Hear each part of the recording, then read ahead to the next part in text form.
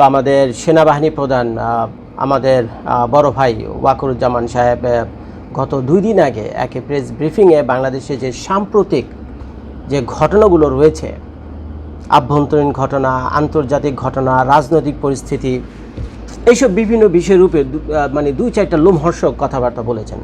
তো এইটা শোনার পর, তার এই বক্তব্য শোনার পর আমি দেখলাম যে বহু রাজনীতিবিদ, তারপরে বহু বুদ্ধিজীবী, তাদের একেবারে ল্যাঞ্জায় আগুন লেগে গেছে, বুঝছেন। তার এই বক্তব্য শোনার পর, তার এই কথা শোনার পর সবার ল্যাঞ্জায় আগুন লেগে গেছে। তো এখন একই ইউটিউবার, মানে ইন্ডিয়ার এক ইউটিউবারের ভিডিও দেখছিলাম সেদিন। তো সেই ইন্ডিয়ান ইউটিউবার খুব তামাশা করে আমাদেরকে একটা কথা বলছিল, খুব ঠাট্টা করে, বুঝছেন, খুব বিদ্রুপের সাথে, তুচ্ছতাচ্ছিল্য করে একটা কথা বলছিলেন। সেটা হলো পুরো বাংলাদেশি জাতিটা হলো আমাদের যে পেশা, এখন আমাদের জাতীয় পেশা হলো আন্দোলন করা।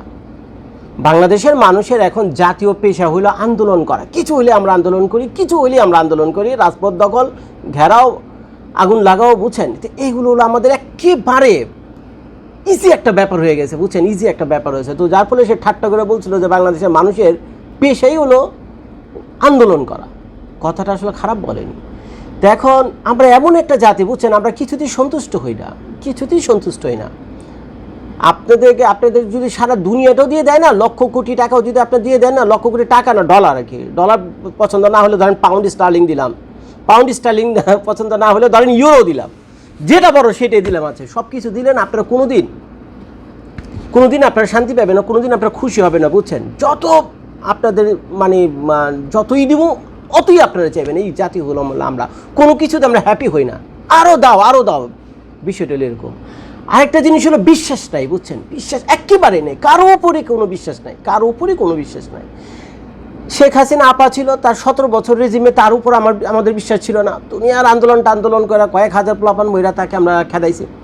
তারপর আবার সে চলে গেছে। এখন বাংলাদেশ হলো নেতৃত্ব শূন্য, না জনগণের আছে ইউনূসের উপর আস্থা, না ইউনূসের আছে জনগণের উপর আস্থা, না জনগণের আছে ছাত্রদের উপর, যে নাগরিক কমিটিতে কি বলে কমিটি করতেছে, বুঝছেন, নতুন রাজনৈতিক দল, তাদের উপর আস্থা, না ওদের আছে জনগণের উপর আস্থা, না আওয়ামী লীগের আছে বিএনপির উপর আস্থা, না বিএনপির আছে আওয়ামী লীগের উপর আস্থা। তারপরে যে সমস্ত বাংলাদেশে যে জাতি রয়েছে এর অধিকাংশ মানুষের আস্থা নেই আবার সেনাবাহিনীর উপর, সেনাবাহিনীর লোকজন আবার বলতেছে পাবলিকের উপর আমাদের আস্থা নেই, পুলিশের আস্থা নাই জনগণের উপর, জনগণের আস্থা নেই পুলিশের উপর। কি একটা অদ্ভুত রাষ্ট্রে আমরা বাস করি, কি একটা অদ্ভুত রাষ্ট্রে বাস করি। তো আমাদের ওয়াকরুজ্জামান সাহেব গত 2 দিন আগে যে সাংবাদিক সম্মেলনে কথাগুলো বললো, প্রথম আমি পিনাক সাহেবের ভিডিও দেখে আমি আমি অনেকটা কনফিউজড হয়ে গেছিলাম। মানে উনি যা বলতেছে, যেভাবে উপস্থাপনা করলো, সব কিছু হলো মানে সেনাবাহিনীকে যত রকম বাস দেওয়া যায়, বুঝছেন, ওয়াকরুজ্জামানকে যত রকম বাস দেওয়া যায় উনি সব কিছু করলেন আর কি। উনি সব কিছু করলেন, তো করুক, ভালো কথা। উনি আমাদের বড় ভাই, সিনিয়র ভাই, উনি যেহেতু একটা ভিডিও করছে, বহু চিন্তা ভাবনা সাক্ষী প্রমাণ রেখে উনি ভিডিও করে, শ্রদ্ধার সাথে আমি বলছি। তো যাই হোক, এই গেল ঘটনা। তো এখন একটা জিনিস আমি লক্ষ্য করলাম, এই যে পিনাক সাহেব বলেন, ইলিয়াস সাহেব বলেন, আরও যারা আছে সোশ্যাল মিডিয়াতে যথেষ্ট অ্যাক্টিভ, কারো উপর কারো আস্থা নাই, কারো কোনো আস্থা নাই। এখন পাবলিক বলতেছে এই যে আমাদের যে জাহাঙ্গীর ভাই স্বরাষ্ট্র উপদেষ্টা, উনি তো ফেইল। তো বহু মানুষ দেখলাম কমেন্ট করতেছে, তাহলে সাক্ষাৎ আঙ্কেলকে এই উপদেষ্টা করা, যিনি কিনা প্রথম উপদেষ্টা ছিল স্বরাষ্ট্র মন্ত্রণালয়। তো এখন আবার পিনাক সাহেব বলতেছে যে তোমরা মিয়া তার উপদেষ্টা বানাইতো, সে তো মিয়া গম চুরির অপরাধে তার সেনাবাহিনী থেকে তার চাকরি গেছে। তার মানে কি একে অপরের উপর কোনো বিশ্বাস নেই, আস্থা নেই। আপনি যদি বলেন ক, আরেকজনে বলে খ, আপনি যদি বলেন এইটা, আরেকজনে বলে এইটা, কারো মধ্যে কোনো ঐক্য নাই, কারো ভিতরে কোনো ঐক্য নাই, দেশ নিয়ে ভাবার তাদের কোনো সময় নেই। এটি আমাদের একটা নেচার হয়ে গেছে, যে কিছু বললে তার একটা মানে একটা বিরোধী একটা কথাবার্তা বলতে হবে, তার বিরুদ্ধাচারণ করতে হবে, তাকে বাঁশ দিতে হবে, তাকে যত রকম যা কিছু হচ্ছে, কারো পিছনে কেউ লাগলেই মানে একে অপরের পিছনে লেগে আমরা রয়েছি। এমন একটা শান্তির নিউজ আপনারা দিতে পারবেন, কোনো দল, কোনো রাজনৈতিক দল, পাবলিক, সাধারণ মানুষ, কোনো এক জায়গায় কোনো একটা মতে কোনো ঐক্য আছে, কোনো একটা জায়গায় এই পুরো বাংলাদেশের মানুষের কোনো একটা জায়গায় ঐক্য আছে। একটা নাম বলেন তো, 18 কোটি মানুষের দেশে একজন নেতা নাই, যে নেতাকে সবাই বাপের মতো মানে, একটা লোকের নাম বলেন। উত্তর হলো নাই। কারে বলবেন আপনি? কারো উপরে কোনো বিশ্বাস নেই। বাংলাদেশের 18 কোটি মানুষ, একজন জাতীয় নেতা নাই। তার মানে এই দেশের মাটি কি কপাল আমাদের? বাংলাদেশের মাটি কি ভাই এত খারাপ? 18 কোটি মানুষের ভিতরে একজন নেতা পাইলাম না আমরা, যাকে হুজুররা মানবে, যাকে আওয়ামী লীগ মানবে, যাকে বিএনপি যাকে মানবে, যে কিনা জজ সাহেব মানবে, যাকে কিনা ইলিয়াস ভাই মানবে, যাকে কিনা পিনাক ভাই মানবে, যাকে কিনা সারা বাংলাদেশের মানুষ মানবে, ছাত্ররা মানবে, কৃষকরা মানবে, লুঙ্গি বাহিনী মানবে, সবাই মানবে, এমন একটা মানুষ কি বাংলাদেশে নাই? উত্তর হলো নাই। তো এই জাতির ভবিষ্যৎ যে কী হইব ভাই, ভয়ঙ্কর ব্যাপার। তো যাই হোক, আমাদের 2 দিন আগে ওয়াকুরুজ্জামান ভাই যে কথাগুলো বলেছেন, ভাই আপনারা কে কীভাবে নিয়েছেন আমি জানি না। পিনাক সাহেবের ভিডিও দেখে অনেকে আপনারা খারাপ খারাপ মন্তব্য করেছেন, অসংখ্য গালিগালাজ করেছেন ওয়াকুরুজ্জামান সাহেবকে, অসংখ্য গালিগালাজ করেছেন আপনারা ওয়াকুরুজ্জামান সাহেবকে। তো এই জন্য ওই ভিডিও শুরুতে কথাগুলো বললাম যে আমাদের আসলে খাসলতি খারাপ, বুঝছেন। বিরোধিতা করাই হলো আমাদের কাজ, ভালো হোক আর মন্দ হোক বিরোধিতা আমাকে করতে হবে। বাস দেওয়াই একে অপরকে বাস দেওয়াই হলো আমাদের কাজ, ভালো হোক আর মন্দ হোক বাস আমাদেরকে দিতেই হইবে। জাতীয় ঐক্য কোনো জায়গায় নেই, কারো উপরে কোনো বিশ্বাস ভরসা নাই। তো আপনারা কে কীভাবে নিছেন তা আমি জানি না, অনেকে বকাবুঝি করছেন, না জেনে না বুঝে করছেন, তো আল্লাহ তাদের মাফ করুক। কিন্তু আমি কি বুঝলাম তার ভিডিওটা আমি অন করতেছি, আমি আপনাদেরকে দেখাই, বুঝছেন। তার কথাগুলো আপনারা শোনেন, কয়েক মিনিট আমি শোনাই, তারপরে কথাগুলো বলবো। আমি শোনেন, আমি আপনাদের সতর্ক করে দিচ্ছি, আপনারা যদি নিজেদের মধ্যে ভেদাভেদ খুলে একসাথে কাজ না করতে পারেন, নিজেরা যদি কাদা ছড়াছড়ি করেন, মারামারি কাটাকাটি করেন, এই দেশ এবং জাতির স্বাধীনতা সার্বভৌমত্ব বিপন্ন হবে। খারাপটা কি বলছে ভাই? উনি তো বাংলাদেশের মানুষ, বাংলাদেশের মাটি তিনি জন্ম নিছে, ওনার মুখের ভাষা হলো বাংলা। সারাদিন আমরা যাই কিছু করি না কেন, কিন্তু দিন শেষে আমরা সবাই হলো বাংলাদেশি। বাংলাদেশের একটা বিরাট গুরুত্বপূর্ণ পজিশনে উনি বসে রয়েছেন ওয়াকুরুজ্জামান সাহেব। এই যে উনি যে বললেন যে আপনারা নিজেদের ভিতরে যদি ঐক্য না আনেন, নিজেদের ভিতরে কাদা ছোড়াছুরি করেন, মারামারি কিলাকিলি করেন, তো আমি আপনাদেরকে হুঁশিয়ার করে দিছি বাংলাদেশের স্বাধীনতা এবং সার্বভৌম হুমকির মুখে। উনি তো 100 কারেক্ট কথা বলছে রে ভাই, উনি তো 100 কারেক্ট কথা বলছে। যে জাতি নিজেদের ভিতরে সারাদিন মারামারিতে ব্যস্ত, বকাবকিতে ব্যস্ত, চিল্লাচিল্লিতে ব্যস্ত, সারাদিন আন্দোলনে ব্যস্ত, সেই দেশের ভবিষ্যৎকে আমাকে বুঝান, সেই দেশের ভবিষ্যৎকে আমাকে একটুখানি বুঝান। তো উনি যে কথাটা বলছে, বলেন কারে কি কার কাছে খারাপ, মানে খারাপ তো উনি তেমন কিছুই বলেনি, খারাপ তো উনি কিছুই বলেনি। উনি তো একটা ভালো কথা বলছে যে আপনারা সবাই ঠিকঠাক মতো চলেন, নাহলে কিন্তু দেশের জন্য বিরাট বিপদ। তারপরে কথাগুলো শুনেন। আমি আজকে বলে দিলাম, নাহলে আপনারা বলবেন যে আমি আপনাদের সতর্ক করিনি। আমি সতর্ক করে দিচ্ছি আপনাদের, আমার অন্য কোনো আকাঙ্ক্ষা নাই। আমার একটাই আকাঙ্ক্ষা, দেশ এবং জাতিটাকে একটা সুন্দর জায়গায় রেখে ছবি করা। কি সুন্দর একটা কথা বলছে যে ফেয়ার এনাফ। জাতির কাছে আমার একটাই আশা এবং বাংলাদেশের প্রতি আমার একটাই অনুরোধ, বাংলাদেশের যত মানুষ আছেন একটাই অনুরোধ যে আপনারা নিজেদের ভিতরে শান্তি শৃঙ্খলা আনুন, কোনো অরাজকতা করবেন না, নিজেদের মতো ঐক্য আনুন, সুন্দর একটা সরকার গঠন করুন, ভালো একটা ইলেকশন দেন। এগুলো যেহেতু আমাদের কাজ না, এবং আমরা আমাদের সেনাবাহিনী যত লোকজন আছে, এখন তো ইউনিট সরকারের বাংলাদেশের সেনাবাহিনীর অর্ধেক মনে হয় ইউনিট সাহেবের সরকারকে পাহারা দেওয়ার জন্য এখন নিয়োজিত। বাংলাদেশ সেনাবাহিনীর অর্ধেকে এখন ইউনিট সাহেবের যে দলবল আছে তাদেরকে পাহারা দেওয়ার কাজে নিয়োজিত, আর ছাত্রদের পাহারা দেওয়ার কারণে, যেটা কি ভাই তাদের কাজ। এই যে এখন মনে করেন পুলিশের উপর থেকে মানুষের যে ভয় একেবারেই কেটে গেছে, এটা তো একদিন 2 দিনে তৈরি হয়নি। দীর্ঘদিন পুলিশকে যদি আপনার মানুষের মুখোমুখি দাঁড়িয়ে রাখেন এবং ও পুলিশ পাবলিক পুলিশের লাঠিতে পিটায়, পুলিশ পাবলিকের উপর গুলি করে, পাবলিক পুলিশের উপর ইট মারে, পুলিশ গিয়া লাঠি পেটা করে, এগুলো হতে হতে দুজনের ভিতরে তার সম্পর্কে সেই মানে শালাধুলাবের সম্পর্ক হয়ে যায়। ভয় ভীতির সম্পর্ক তার থাকে না যে দেখে আপনি ভয় পাবেন, সেই ভয় ভীতির সম্পর্ক তো থাকে না। এখন সেনাবাহিনী যদি দীর্ঘদিন এইভাবে রাজপথে বাংলাদেশে আনাচে কানাচে সারাদিন পাবলিকের সাথে এগুলো পিটাপিটি লাঠালাঠি এগুলো করে, আর ইসের মতো পুলিশের মতো তো সেনাবাহিনীর লোকজন আর লাঠি নিয়ে পাহারা দেয় না, ওনারা দেখি রাইফেল নিয়ে পাহারা দেয়। এখন মনে করেন এই এত একটা অশান্তির ভিতরে পুলিশদেরকে ফেলে বা সেনাবাহিনীর লোকজনকে ফেলে দিচ্ছেন, সারাদিন এই বেসামরিক লোকগুলোকে পাহারা দিতেছে এদের দিয়ে। তো উনি তো একটা ভালো কথাই বলছে যে আমি আপনাদেরকে সাবধান করে দিলাম যে আপনারা ঠিক হয়ে যান, বুঝছেন, আর না হলে পরে আমাকে কিন্তু দোষ দেবেন। এর কারণ হলো 2 দিন পর আমরা বলবো যে কী রে ভাই, আমাদের কাজ হলো বর্ডার পাহারা দেওয়া, আমার কাজ তো ইউনুসকে পাহারা দেওয়া না, তার যে সঙ্গী সাথী আছে তাদেরকে পাহারা দেওয়া না, এই ছাত্র নামধারী যেসব সমন্বয়কারী আছে তাদের তো পাহারা দেওয়া না। এটা তো ভাই আমাদের কাজ। এগুলো আমরা কী করতেছি, এগুলো আমরা কী করতেছি? উনিও তো ভাই দেশের একজন সন্তান, উনিও তো ভালো মতো বুঝি, উনি তো পাগল না। তো এখন দেখেন উনি খারাপ কথাটা কি বলছে, আমি আপনাদের কাছে প্রশ্ন করতেছি এই ভিডিওটার মাধ্যমে, উনি খারাপ কি বলছে জাস্ট আপনারা একটু বলবেন, বলেন। আমি চাই দেশ এবং জাতিকে একটা সুন্দর জায়গায় রেখে আমরা সেনানিবাসে ফেরত আসবো।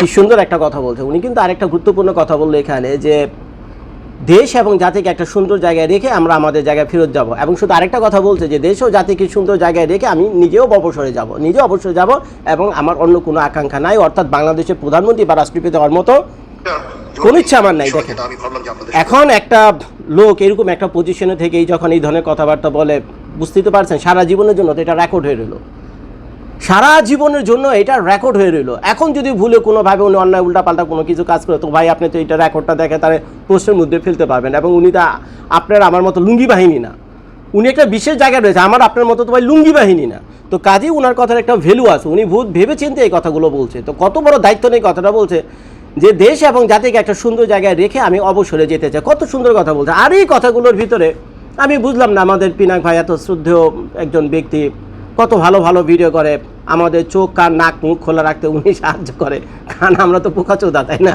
আমরা তো বোকাচোদা।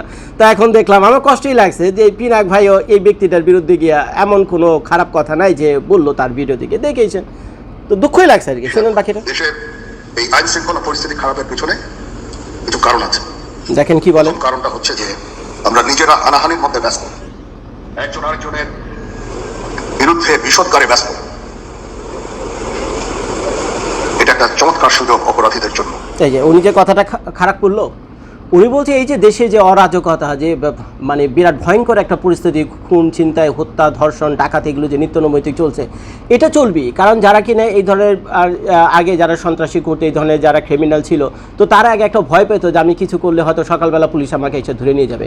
কিন্তু এখন রাজনৈতিক কোনো আমাদের বর্তমানে কিন্তু বাংলাদেশ নেতাশূন্য, বাংলাদেশ বর্তমানে নেতাশূন্য, আপনি স্বীকার করেন বা নাই করেন।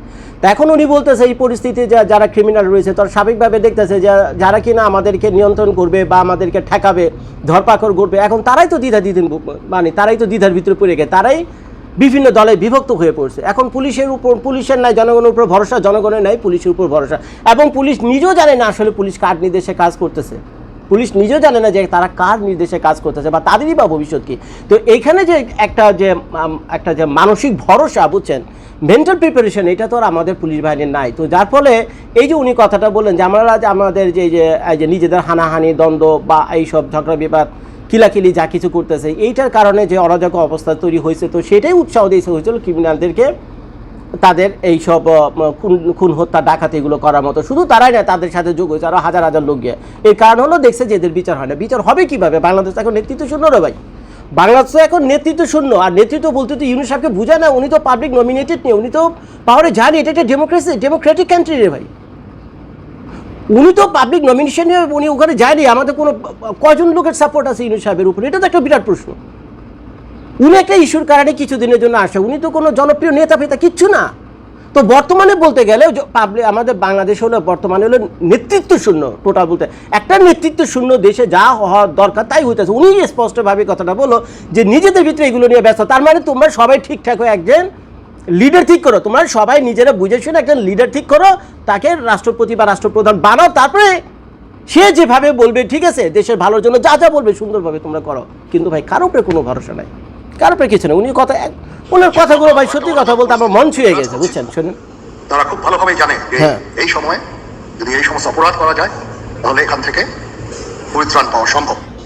সেই কারণে এই অপরাধগুলো হচ্ছে। আমরা যদি সংগঠিত থাকি, একত্রিত থাকি, তাহলে অবশ্যই এটা সম্মিলিতভাবে মোকাবেলা করা সম্ভব। সুন্দর একটা কথা বলছে, পুলিশ সেনাবাহিনী দিয়ে আপনি অপরাধ থামাতে পারবেন না, বুঝছেন। সবাইকে এক থাকলে শান্তি শৃঙ্খলা এমনিতে আসবে। এগুলো দেশের জন্য অত্যন্ত গুরুত্বপূর্ণ কাজ করেছে অতীতে, খারাপ কাজের সাথে অসংখ্য ভালো কাজ করেছে। আজকে যে দেশের স্থিতিশীলতা, দেশটাকে যে এত বছর স্থিতিশীল রাখা হয়েছে, এটার কারণ হচ্ছে এই সশস্ত্র বাহিনীর বহু সেনা সিভিলিয়ান সবাই মিলে এই অর্গানাইজেশন গুলোকে, অসামরিক সামরিক সবাই মিলে এই অর্গানাইজেশন গুলোকে ঠিক রেখেছে। এই জন্য আজকে সুন্দর, এতদিন ধরে আমরা একটা সুন্দর পরিবেশ পেয়েছি। এর মধ্যে যারা কাজ করেছে, যদি অপরাধ করে থাকে সেটা শাস্তি হবে, অবশ্যই শাস্তি হতে হবে। দেখেন উনি যে আঙ্গুল উঠায় কথা বলছে, এটা অনেকের মনে কষ্ট। উনি যে আঙ্গুলটা এভাবে উঠে কথা বলছে, বাইরে তো একটা বডি পশ্চার, তাই না, এটা একটা বডি ল্যাঙ্গুয়েজ, বডি পশ্চার। আঙ্গুল উঠে কথা বলছে কি, এর জন্য গিয়ে দেখেন কে ভাই, এই ওয়াকার সাহেবের বিরুদ্ধে 100টা ভিডিও বাজারে আছে। উনি আঙ্গুল উঠায় কথা বললো, ওরা এত বড় সাহস কি দিছে? এই জাতি হলাম আমরা। কে একটু এমনি করে কথা বললো, কি একটু আঙ্গুল উঁচে করলো, কি একটু এমনি করে ব্যাখ্যা হয়ে বসলো, এই জাতি হলো আমরা। এগুলো নিয়ে ব্যস্ত, অথচ ওনার কথাগুলো আপনারা, ওনার যতগুলো ভিডিও আমি দেখছি ইউটিউবে ফেসবুকে সবই হলো নেগেটিভ, বুঝছেন। মানে উনি একজন সামরিক কর্মকর্তা, সেনাবাহিনী প্রধান, উনি কেন রাজনীতির ব্যাপারে কথা বলবে, উনি কেন ইলেকশনের ব্যাপারে কথা বলবে? আরে ভাই, তোমরা কি ভাই সেই অবস্থা রাখছো বাংলাদেশে? এই বেচারা তো বাধ্য হয়ে এসে বলতেছে তোরা তো দেশটা ধ্বংস করে দিচ্ছে। আর দেশ যদি না থাকে তাহলে আমি কি আর তোরা কি, কেউ তো থাকুক না, আমরা আমি কি তোরা কি, কেউ তো আমি থাকুক না। তো যার ফলে তো সে কষ্ট নিয়ে সেটা বলতেছে যে রে ভাই এই হলো অবস্থা তোদের, এই হলো অবস্থা। তো যাই হোক, তারপরে একটু শুনে। কিন্তু তার আগে মনে রাখতে হবে আমরা এমন ভাবে কাজটা করবো এই সমস্ত অর্গানাইজেশনগুলো যেন আন্ডারমাইন না হয়। এই যে সুন্দর একটা কথা বলতে যে পুলিশের বিরুদ্ধে আপনাদের অভিযোগ থাকতে পারে আয়না ঘর নিয়ে সেনাবাহিনী লোকদের উপর বা ডিজিএফআই তারপরে এনএসআই যারা রয়েছে বুঝছেন এদের বিভিন্ন এই ল এনফোর্সমেন্টের লোকদের উপর আপনাদের অভিযোগ থাকতে পারে, কমপ্লেন আছে, ভুল ভ্রান্তির উপর কেউ নেয়, অপরাধের বাইরেও কেউ নেয়। যদি এরকম কিছু থেকে থাকে তাহলে আমরা সুন্দরভাবে এটার বিচার করতে পারি, সুন্দর একটা সিস্টেমের মধ্যে নিয়ে আসতে পারি যাতে ন্যায় বিচারটা হয়। কিন্তু টোটাল যে ডিপার্টমেন্টগুলো আছে এগুলোকে যদি আন্ডারমাইন করে ফেলেন বুঝছেন, আন্ডারমাইন করে ফেলেন তাহলে এরা তো আপনাদের জনগণের জন্য কাজ করবে না, মাস শেষে বেতন নেবে কিন্তু কোনো অ্যাকশনে রিয়াকশনে কিছুই যাবে না, কারণ তারা তাদের মরালিটি হারিয়ে ফেলবে, তারা তাদের মনোবল হারিয়ে ফেলবে বুঝছেন, তা তো আপনাদের জন্য কাজ করবে না। এখন পুলিশ যদি জনগণকে ভালো না বাসে, জনগণের নিরাপত্তা না দেয়, কাজের জায়গায় চাকরি করবে, মাস শেষে বেতন নিয়ে যাবে। আপনি দেখেন না বিভিন্ন জায়গায় মারপিট হইতেছে, পুলিশে বিভিন্ন আশেপাশে কোথাও তারা ঘোরাঘুরি করতেছে যে তোরা মারপিট কর, 2-4 জন মরবি, তারপর তোদেরকে নিয়ে আমরা অ্যাম্বুলেন্সে হাসপাতালে দিয়ে আসুন, তারপর ওখান থেকে মৃত ঘোষণা করা হবে, ডাক্তার যা করার করবে, আমার কিছু করার নাই। যার ফলে গত 6-7 মাস ধরে কিন্তু এই দৃশ্যগুলো দেখছেন, পুলিশের অ্যাকশন কতগুলো দেখছেন, সেনাবাহিনীর অ্যাকশন কতগুলো দেখছেন। এরা কিন্তু নিজের দাঁড়ায় থেকে দেখতেছে মানুষকে মারতেছে, এরকম খুন খারাপির মতো ঘটনা ঘটতেছে, কিন্তু তারা ভুলেও অ্যাকশনে যাচ্ছে না, কারণ তাদের সেই মনোবলটা নেই। ওদের একটা কথা হলো যে আমরা এগুলো করে কী লাভ, আমার কী লাভ, তোরা মারামারি কর, তোরা মরবি, তোরা জানোস, ঠিক আছে, তারপরে আর কি তোরা মারামারি করে চলে যা, তারপরে আমরা বাড়ি গিয়ে যা দেবো, আমার দরকার নেই এগুলো করা। তো কত সুন্দর একটা কথা বলছে। আর কিছু কাজ করছে না, এটা বিশাল বড় কারণ হচ্ছে অনেকের বিরুদ্ধে মামলা, অনেকে জেলে। এই যে উনি যে বললেন যে সেনাবাহিনীর বহু লোকের বিরুদ্ধে মামলা আছে, পুলিশের বিরুদ্ধে মামলা আছে, বা বিভিন্ন ইস্যুতে পুলিশ সেনাবাহিনী সশস্ত্র বাহিনী নানান ভেজালের ভিতরে পেরে গেছে, এরকম একটা বাজে একটা পরিস্থিতি। তো এখন এই ডিপার্টমেন্টগুলো কাজ করবে কিভাবে? খুব সুন্দর একটা কথা বলছে। এই যে ডিজিএফআই তারপরে র্যাবের কথা বলতেছে, এনএসআই বলতে, তার প্রত্যেকে প্যানিকের মধ্যে আছে। দোষীদের বিচারের আওতায় আনতে হবে, এমন ভাবে কাজটা করতে হবে যেন এই অর্গানাইজেশনগুলো আন্ডারমাইন না হয়। এই অর্গানাইজেশনগুলো যদি না থাকে, পুলিশ, র্যাব, ডিজিএফআই, এনএসআই এদের মধ্যে এই অর্গানাইজেশনগুলো যদি ঠিকমতো কাজ না করে বা এদেরকে যদি অ্যাক্টিভ না রাখা যায়, এদের মনোবল যদি ভেঙে দেওয়া হয় বুঝছেন, তাহলে তো বাংলাদেশ তো গায়ে, তো বাংলাদেশের অভ্যন্তরীণ শান্তি শৃঙ্খলা বলে কিচ্ছু থাকবে না। সুন্দর কথা বলছে ভাই, প্রত্যেকটা কথা ভাই মন ছুঁয়ে যাওয়ার মতো। এটা হবে না, সেটা সম্ভব না। আমি আপনাদের পরিষ্কার করে বলে দিচ্ছি, এখানে যে সমস্ত উচ্ছৃঙ্খল কাজ হয়েছে সেটা আমাদের নিজস্ব তৈরি, এটা আমাদের নিজস্ব ম্যানুফ্যাকচার, আমরা নিজস্ব এইগুলো তৈরি করেছি। এই বিপরীতমুখী কাজ করলে দেশে কখনো শান্তি শৃঙ্খলা আসবে না, এই জিনিসটা আপনাদের মনে রাখতে হবে। তদন্ত কমিশন করছে আবার একটা আমাদের। দেখুন এই যে কথা যে বললেন যে এই যে বাংলাদেশে যে সমস্যাগুলো এখন আপাতত দেখতেছেন, যা কিছু খুন হত্যা ধর্ষণ রাজনীতি যা কিছু আছে বুঝছেন, এই যে রাজনীতিবিদরা এত দল, কোন দল এর মারতে পারে, ধরলে পারলে চুল ছিঁড়ে বুঝছেন, মানে একজনের সারাদিন বাস দেওয়ার কাজে ব্যস্ত বুঝছেন, কাদা ছিঁড়াছিঁড়ি চিল্লাচিল্লি হইচই অরাজক একটা অবস্থা। আজকে এই মুহূর্তে যখন ভিডিওটা দেখতেছে, ঢাকা শহরে বিভিন্ন রাস্তা ব্লক। কি কেন ব্লক জানেন? বিভিন্ন আন্দোলনে এগুলো বইলে আমি শেষ করতে পারবো না। পত্রিকায় খুলেন, যারা ঢাকা শহরে আজকে যাতায়াত করছেন গিয়ে দেখেন কতগুলো রাস্তা ব্লক আছে, মানুষ শয়লাভ রাস্তার ভিতরে, কেউ না কেউ কোনো না কোনো আন্দোলনে রাস্তায় এসে আন্দোলন করে যেতেছে। পুরা জাতির এখন পেশা হয়ে গেছে, আমাদের বাংলাদেশে একটা পেশা হয়ে গেছে এখন হলো আন্দোলন করা। এটি আসলে আমাদের কাজ, সারাদিন বসে বসে আন্দোলন করা, ইভেন কিছু ক্ষেত্রে আবার রাতেও বসে আন্দোলন করা বুঝছেন। তো এই হলো অবস্থা। তো আমাদের ওয়াকরুজ্জামান যে সাহেবের কথাগুলো বললেন, তো যারা আপনারা পুরো ভিডিওটা দেখেনি, ওয়াকরুজ্জামান সাহেবের ভিডিওটা গিয়ে দেখে আসেন গা ভাই, মন ছুঁয়ে যাবে তার কথাগুলো। একজন প্রকৃত দেশপ্রেমিক হিসেবে এই মুহূর্তে যা ওনার বলা উচিত ছিল, আমি জানি হয়তো উনি ওনার পোশাকের অ্যাগেনস্টে গিয়ে অনেকে কথাবার্তা বলেছে, যেহেতু উনি সামরিক লোক, কিন্তু ভাই উনিও দেশের একজন নাগরিক, উনিও দেশের একজন মানুষ, উনিও দিন শেষে একজন বাংলাদেশি। তো যার ফলে বাংলাদেশের এই ভবিষ্যৎ অন্ধকার দেখে দিয়ে কিন্তু উনি এই কথাগুলো রাগ করে বলছে, কিছুটা হুঁশিয়ার করে দিয়েছে যে আমি আগেই বলে রাখলাম, তোমরা যদি নিজেদের মধ্যে ঠিকঠাক না হও, ভালো একটা নির্বাচন দিয়ে ভালো একজন ব্যক্তিকে লিডার না বানাও, প্রেসিডেন্ট বা প্রধানমন্ত্রী না বানাও, তাহলে তোমাদের কিন্তু ভবিষ্যৎ খুব খারাপ। পরে আবার বললো না আমি এগুলো বলিনি। তো কথা তো সত্যি, এটা তো ভাই 10 বছর একটা বাচ্চা বুঝবে বাংলাদেশের যে অবস্থা। তো যাই হোক ভাই, ভিডিওটা দেখার জন্য সবাইকে অনেক ধন্যবাদ। ভালো থাকবেন, সুস্থ থাকবেন, আসসালামু আলাইকুম।